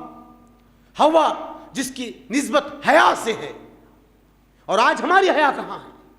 عثمان بن عفان، اللہ، ایک مرتبہ اللہ کے رسول صلی اللہ علیہ وسلم بیٹھے ہوئے، دستک دی گئی دروازے پہ، کہا کہ کون ہے؟ فرمایا کہ انا ابو بکر، تعالنا۔ دوسری دستک بھی، کہا کہ کون ہے؟ فرمایا کہ انا عمر، تعالنا۔ تیسری دستک ہوئی، فرمایا کہ کون ہے؟ انا عثمان۔ جیسے کہے نبی کریم صلی اللہ علیہ وسلم کی ایڑی پر کپڑا اٹھا ہوا تھا، آپ اسے سیدھا کیا اور بیٹھ گئے، تو کہا فضل عثمان، داخل عثمان داخل ہوئے۔ بات چیت کے گفتگو کے نکل کے چلے گئے۔ اما جان حضرت عائشہ صدیقہ پوچھتی، اے اللہ کے رسول صلی اللہ علیہ وسلم، یہ منظر زندگی کیا ہے؟ میرے باپ آئے، آپ بیٹھے رہے، آپ کے دوسرے سسر آئے، آپ بیٹھے رہے، جیسے آپ کے داماد آئے، آپ نے ایڑی کا کپڑا سیدھا کر دیا اور خاموش بیٹھ گئے۔ تو کہا عائشہ، اس شخص سے میں کیسے حیا نہ کروں؟ کیا کہتے ہیں اللہ کے رسول صلی اللہ علیہ وسلم؟ عائشہ، اس شخص سے میں کیسے حیا نہ کروں جس سے آسمانوں میں فرشتے حیا کرتے ہیں، آسمانوں میں جس سے فرشتے حیا کرتے ہیں۔ عثمان بن عفان کی ذات، تاریخ اپنے آپ ایک معتبر رول رکھتی ہے دوستان۔ تاریخ چند غداروں نے، بدباطلوں نے، بدعقائد کے لوگوں نے ایسے صحابہ کو، ایسی ہستیوں کو مس کرنے کی کوشش کی، مس کرنے کی۔ انشاءاللہ جب تک یہ جلسے منعقد ہوئیں گے، یہ لوگوں کے ذہنوں میں باتیں روا ہوتی رہیں گی انشاءاللہ۔ اللہ جزائے خیر دے ابو ہریرہ سوسائٹی کو جنہوں نے یہ جلسہ مقرر کیا ہے۔ آج سنی علماء کی زبانوں کو تالے پڑ گئے، محرم کے 10 دن بڑے بڑے جلسے ہوں گے، سنی مساجد سے حضرت امام حسین کی تقریریں ہوں گی. افسوس 10 دن کے واقعات کو بیان کریں گے. 40 دن عثمان بن عفان کو بھوکا پیاسا رکھا گیا. پھر عثمان کا علم نہیں بیٹھتا، عثمان کا ماتم نہیں ہوتا. کہاں ہیں لوگ؟ یزید کو گالی دینے والے. یزید کون ہے جانتے؟ معاویہ کے بیٹے. معاویہ کون ہے؟ ابو سفیان کے بیٹے. ابو سفیان کی بیوی کون ہے؟ ہندا. ہندا کی بیٹی کون؟ ابو سفیان کی بیٹی کون؟ ام حبیبہ. ام حبیبہ کون؟ محمد صلی اللہ علیہ وسلم کی بیوی. اللہ، تاریخ اپنے آپ میں آیا ہے. ہم آج بہت سارے چیزوں سے دور ہے دوست ساتھیوں، بہت سارے چیزوں سے. امت کو شدید اس وقت ضرورت ہے کہ یہ علم حاصل کرے، یہ علم حاصل کرے. کس کا کپڑا باندھ رہے. آپ کی بیوی کہا کہ نائلہ بنت فراسفہ نے عثمان حلق کے نیچے نوالا نہیں اترا عثمان، اور تم کپڑا کس کے باندھ رہے ہو؟ تو کہا نائلہ میری حیا کا مجھے بہت لحاظ اور پاس ہے، کہیں دشمن لات مارے تو میرا کپڑا نہ کھل جائے. اللہ، عزیز و دوستو ساتھیوں، کیا حیا ہے، کیا حیا ہے. کہیں دشمن لات مارے تو میرا کپڑا نہ کھل جائے. سب سے بڑا کارنامہ عثمان بن عفان کا ہے. یہ جو آج قرآن مجید آپ کے اور میرے ہاتھوں میں نظر آ رہی نا، اس قرآن کو مصحف عثمانی کہتے ہیں. اللہ کے رسول صلی اللہ علیہ وسلم کے دور میں ترتیب دے دی گئی تھی. یہ سورہ فاتحہ ہے، یہ سورہ بقرہ ہے، یہ سورہ مائدہ ہے، یہ سورہ نساء ہے. ایک کے بعد ایک ترتیب دے کر 114 صورتوں کو ترتیب دے دیا جائے اور ایسے اس کو کمپیل کر دیا جائے. اس تمام چیزوں کو اٹھا کر جس ہڈیوں پر، چمڑوں پہ، کاغذ پہ جو لکھی تھی ایک طرف رکھ دیا گیا. عثمان بن عفان نے اس کو کمپیل کیا، اس کو بنایا جس کو مصحف عثمانی کہتے ہیں. یہ سب سے بڑا کارنامہ عثمان بن عفان کا، سب سے بڑا کارنامہ. اس کے بعد یہی قرآن آپ پڑھتے ہوئے بیٹھے تھے 18 ذی الحجہ کی تاریخ، قرآن پڑھتے بیٹھے ہوئے سامنے صحابہ کرام کے بچے ہیں. ایک مرتبہ آپ نے لوگوں کو آواز دے کر کہا اللہ کے بندو، بیر روما کا کنواں خرید کے میں نے آپ کے حوالے کر دیا تھا، دیکھو اس کنویں کے اندر کچھ چینی بھگا کر پانی کی میری طرف پھینک دو، شاید کہ اپنے ہونٹوں کو لگا کر اپنی پیاس کو بجھا لوں. تو جب ایک صحابی نے چینی کو پھینکا اٹھا کر تو عبداللہ ابن سبا کے شخص نے تیر مار کے اسے نیچے کر دیا. ام سلمہ اپنے بیٹے عثمان کے لیے ایک ٹفن لے کر خچر پر بیٹھ کر آئی. عبداللہ ابن سبا نے اس خچر کو گرا دیا اور ٹفن نیچے گر گیا. لوگ کہتے کہ نہیں، اور یہاں سے والی شام کہتے ہیں معاویہ بن ابو سفیان کہ امیر آپ اجازت دیجیے. صحابہ کرام کہتے ہیں امیر آپ اجازت دیجیے، 10,000 تلواریں ان ظالموں کی گردن کاٹ کے اتار دیں گی. آپ کہتے کہ نہیں، یہ نبی کی سرزمین ہے، یہاں میں اپنے لیے دوسروں کے خون سے رنگنا نہیں چاہتا، اپنی ذات کے لیے میں اوروں کا خون نہیں بہانا چاہتا جیسے آج اپنی ذات کے لیے اوروں کا خون بہا جا رہا ہے. وہ تو اپنے محلوں میں موجود تھے بشار الاسد، لیکن نہتے زمین پہ مرتے چلے جا رہے ہیں، نہتے زمین پہ مرتے چلے جا رہے ہیں. میرے دوست ساتھی غور کرو، یہی وہ لوگ تھے، یہی وہ لوگ تھے جو اس وقت بھی فتنہ مچا ہے، جو آج بھی فتنہ مچا رہے ہیں. بہرحال کہا کہ اگر میری جان جاتی تو چلے جائے، میں اپنی جان کے بدلے کسی اور کی جان نہیں گنوانا چاہتا. امیر المومنین کی اجازت تھی، خاموش بیٹھ گئے. بہرحال 4 صحابہ کرام دروازے پہ پہرا دے رہے. پیچھے کے ایک صحابی کا دروازہ تھا، اس صحابی کے دروازے کو پھنال کر کوٹ کر 4 آدمی پہلے آئے، پھر ان کے بعد 4 آدمی آئے. عثمان قرآن پڑھتے بیٹھے. وہ قرآن آج بھی ترکی کی لائبریری میں موجود ہے جو قرآن عثمان بن عفان پڑھ رہے تھے. سب سے پہلے ابو بکر صدیق کے بیٹے آگے بڑھے، آپ کی داڑھی کو پکڑا، ایسا داڑھی کو پکڑا. تو عثمان نے اپنے چہرے کو اٹھا کر کہا بچے، اگر تمہارے باپ زندہ ہوتے تو ہم دونوں میں اتنا احترام اور عزت تھی، داڑھی پکڑنا تو درکنار، ہم ایک دوسرے کی آنکھ میں آنکھ ڈال کے نہیں دیکھتے تھے.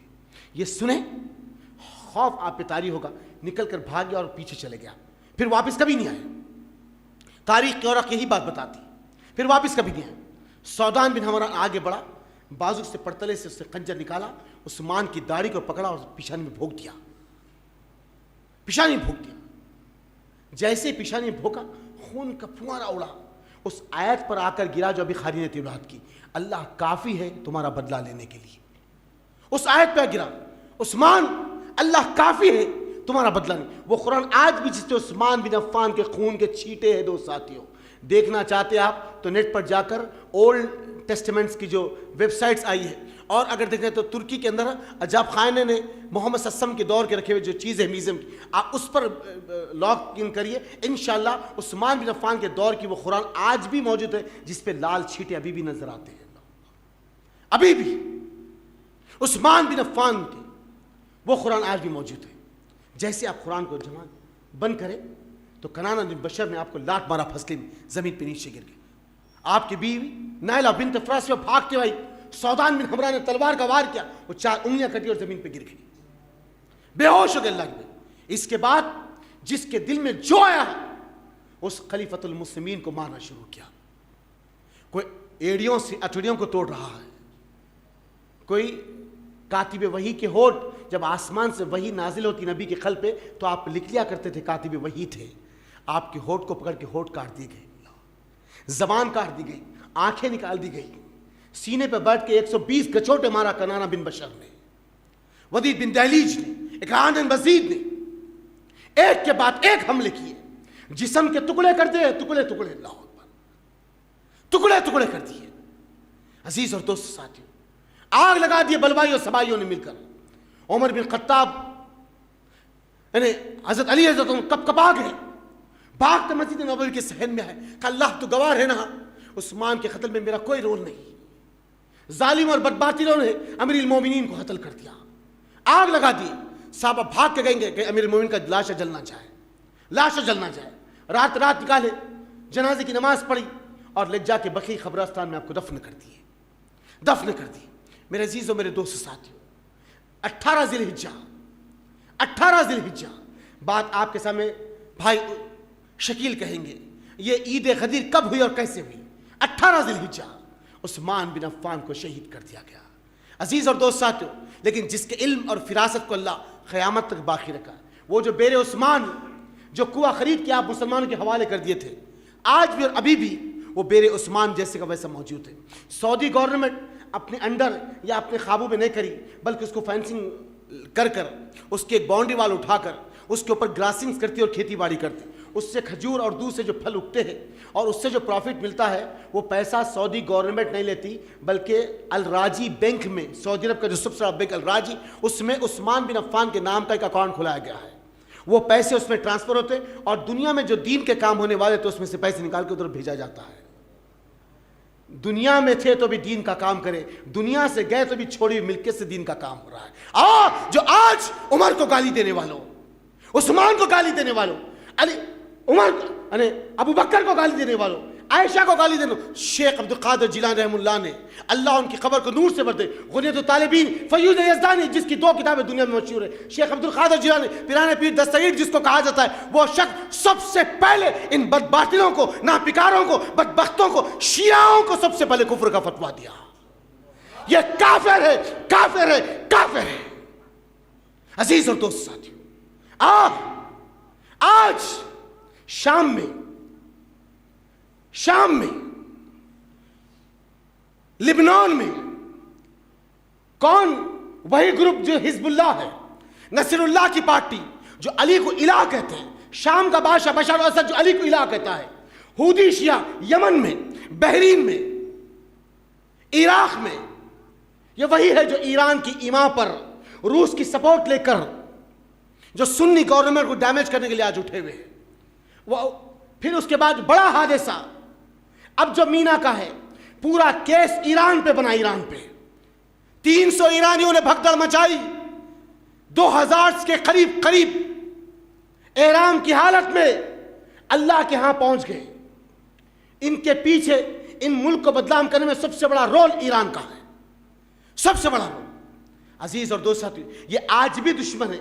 جب محمد صلی اللہ علیہ وسلم سب سے پہلے نبوت کے ایکسپیشن کو ماننے کے لیے، پروفیسی کو سمجھنے کے لیے، آپ نے سب سے پہلے خطوط بھیجا تھا پرویز خسرو کو جو ایران کا بادشاہ تھا، اس نے خط کو لیا، کہا محمد نے خط بھیجا، پھاڑ کے پھینک دیا، پھاڑ کے پھینک دیا۔ شروع سے ناسور ہے، جو آج تک ناسور ہے۔ اللہ ان کے شر اور فتنے سے پورے عالم کے سنیوں کو بچا کے رکھے۔ اس وقت کے سب سے بڑے سب سے بڑے اگر فتنہ پرور کوئی لوگ ہیں تو وہ ایران کی نسل شیعہ النسل ہے۔ میرے عزیز اور دوست ساتھیوں، جو کچھ مواد تھا میں نے آپ کے سامنے رکھ دیا، مواد بہت زیادہ تھا لیکن وقت اس بات کی اجازت نہیں تھا کہ اور آپ کے سامنے کچھ کہیں۔ انشاءاللہ پھر کبھی وقت ملے گا، اشیاء مبشرہ کی سیریز میں آپ کے سامنے بہت ساری باتیں آئے گی۔ سبحان ربک رب العزت عما یصفون وسلام علی المرسلین والحمد للہ رب العالمین۔ جزاکم اللہ خیر۔ مزید علماء اور مقررین کے بیانات سننے کے لیے ہمارے YouTube چینل کو سبسکرائب کیجیے۔ جزاک اللہ۔